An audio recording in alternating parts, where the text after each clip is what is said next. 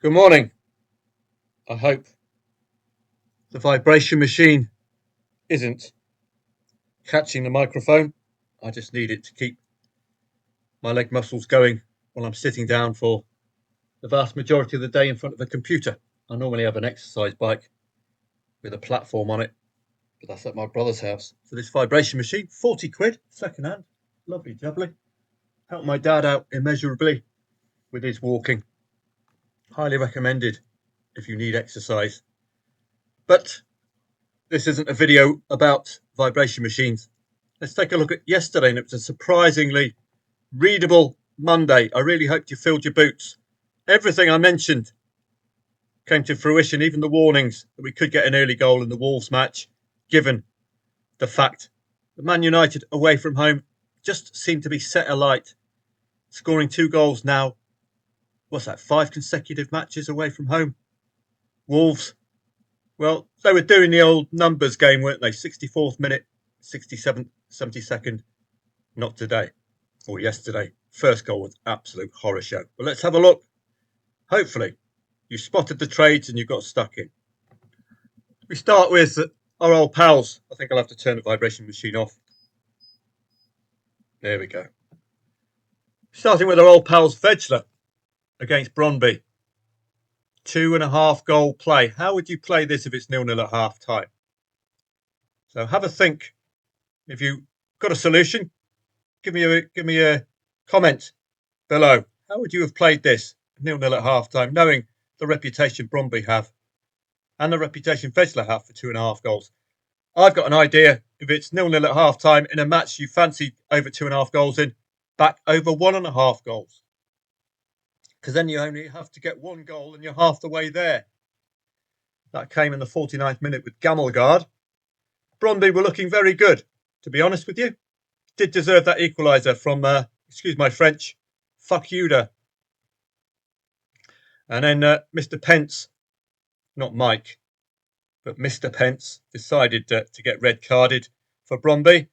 And I don't know if it was a resulting penalty because there was a 5-minute gap getting the 80th minute goal. So that gap between that first goal and the last goal would have had you questioning whether the second goal would come in. If you're playing over 1.5 goals and you get that early goal, as a trader, as you saw with Macclesfield, was it Macclesfield? Against Slough, and as you saw with Viborg against Midtjylland, if you green, you will avoid the shock on this occasion not being a second goal. But they are old reliables. That's why I mention them in the banker bracket. Old reliables. It also focuses your mind as well on that match singularly. Wolves and Man United. It was always going to be a struggle for Wolves to try and get a 0-0 at half time. They got to 25 minutes, and to be honest, this goal could have been avoided. It was an absolute butchery by the Wolves defence and the goalkeeper as well. Absolutely appalling. Bruno Fernandes probably in shock that the ball actually went into the back of the net. But that's the problem. You keep aiming for 0-0. You're trying to get a 0-0 at half time. You're trying to get it 60th minute, 70th minute. You're playing a Man United, who I mentioned yesterday. They just look happier away from home. Let's have a look at the H2H. And you look at Man United away, far, far happier, aren't they? All the way through. 2 goals against Liverpool. 2 against Nottingham Forest. 2 against Tottenham. 2 against Palace. 4 against Wolves. They just look far happier away from home. So, yes, lay over 0.5 goals in the hope that Wolves continue that pattern under Rob Edwards of 0-0s at half-time, but don't expect it to come in. Not on this occasion, but it is a pattern to follow. And rarity, we're getting a Wolves goal. Now that is a sign from Rob Edwards that they've got a goal in them. Jørgen Strand Larsen, yellow carded, but Bellegarde getting the goal. So they do have a goal in them.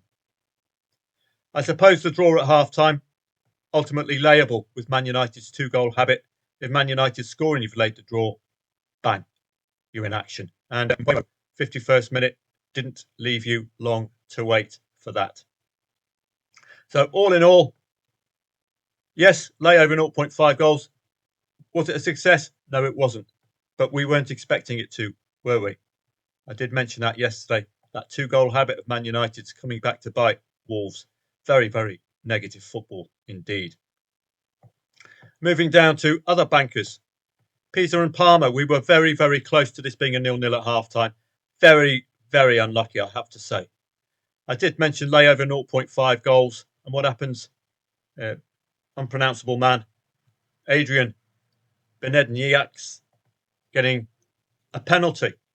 40th minute, 5 minutes away from 0-0 at half-time. What are you going to do 0-0 at half-time? You've got the potential of laying the draw second half with a full liability that you've covered already by laying over 0.5 goals.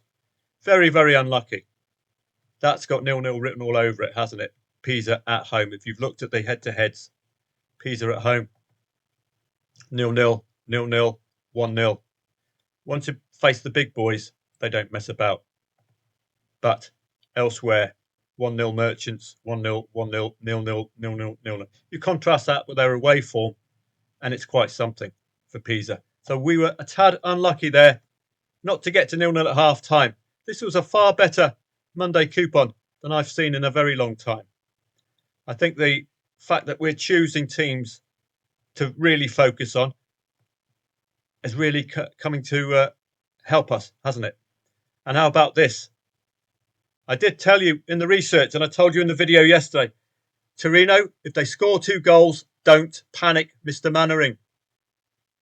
They've scored 2 goals on 3 occasions this season.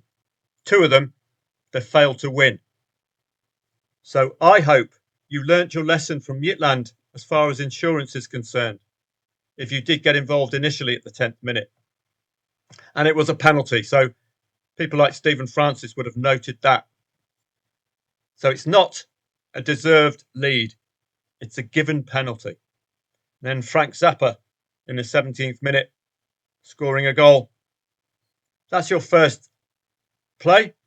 If you laid over 1.5 goals gone on match odds, you're not wrong because it's a penalty. Second bit, 8-1 or 8s, 7-1. Milan were available here, 7-1. How long is left in this match? 70 minutes. And you can back a 1.67 pre-match favourite who are having an excellent season. Only lost, the opening match of the season? At 7-1. I really hope you cleaned that up, or you hoovered that up. Absolutely outstanding. When the market makes a rip like that, you'd better pounce. Or at the very least, if you did get involved in the first one, you top up again using that average principle that I've talked about, Viberg and Jutland. That way, you can back AC Milan for a fiver at 7s, at 8s. You could lay Torino at odds on. Sit back and enjoy the show. Boom. Rabiot, 24th minute. That will have allayed your nerves a little bit. That would be your first cash out opportunity. If you're a little squeamish, but there's one person you should be sticking on your Christmas card list if you stayed in. Christian Pulisic, 67th minute and 77th minute. Bang. Yet another example of Torino scoring 2 goals and not winning. Absolutely superb from AC Milan.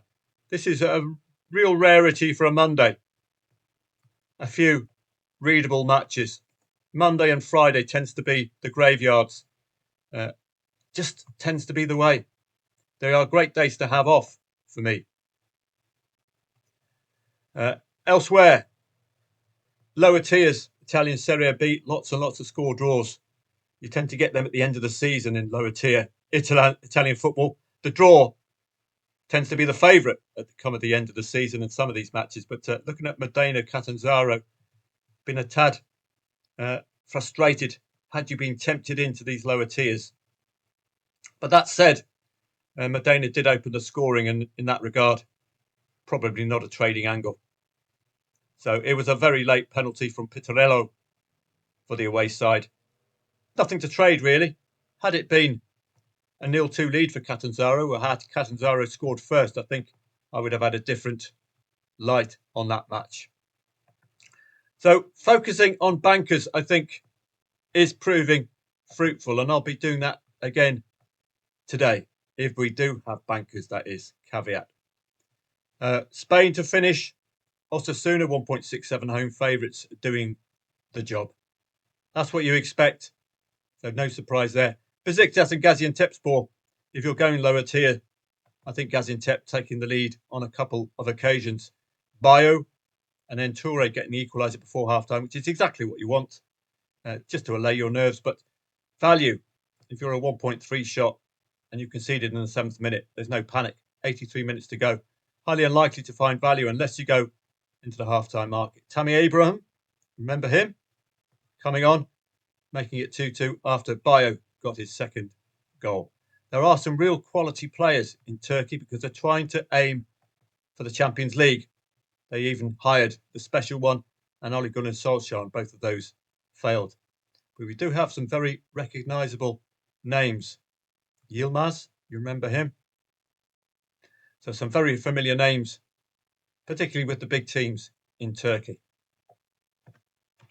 So a good day yesterday, particularly if you filled your boots with AC Milan. So let's have a look at today's trading angles, and it's primarily Championship and Champions League.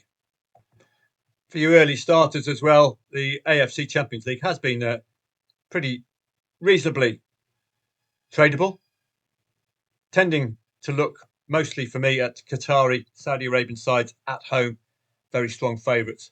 They tend to have this pattern. I don't know whether it's a betting thing. They concede first, equalise, and get a winner in the 90th plus minute. It tends to be a blueprint there. I wouldn't be playing these ones today with any confidence, although we've got a couple of the Japanese sides are odds on at home. But we move down to the Championship. I'm not researching the Championship for you, but I provide members with an AII, which will amply compensate, and the expected goals as well.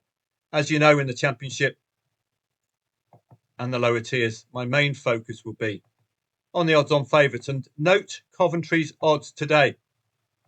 Compare Coventry's odds today, 1.86, suggesting they're in a going mood today.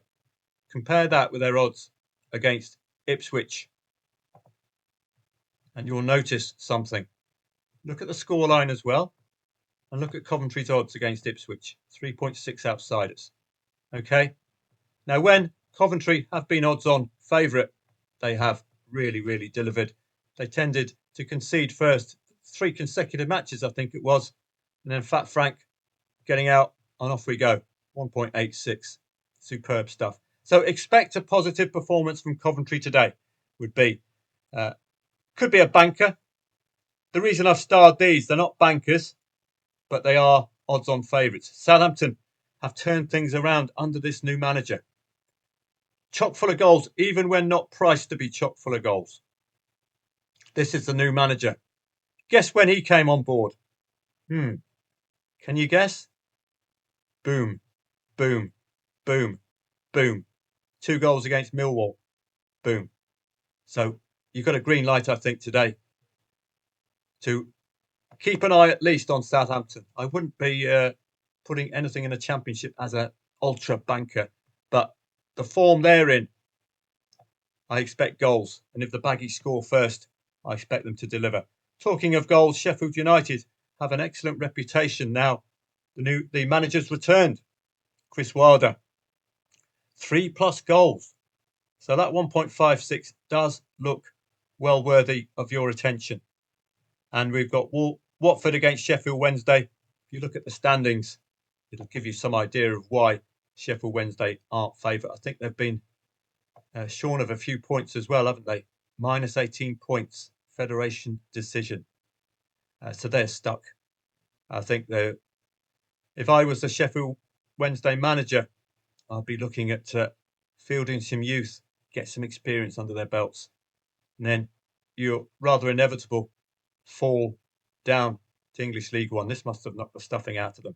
Watford are up here in 13th place. Recent loss coming against Birmingham. Guess where Birmingham are? Or they used to be top, but they're 8th at the moment. So that could be another match for you to look out for. I'm a bit loath to say banker in the English Championship, but those odds do look justified.